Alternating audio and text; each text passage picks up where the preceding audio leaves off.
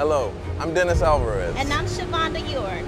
We're here at Newport News Shipbuilding in Nevada, where Enterprise CVN 80, the newest U.S. Navy aircraft carrier to bear this legendary name, is under construction.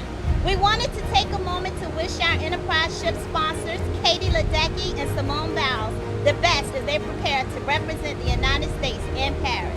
We're looking forward to cheering for them and the rest of our American athletes as they compete for gold.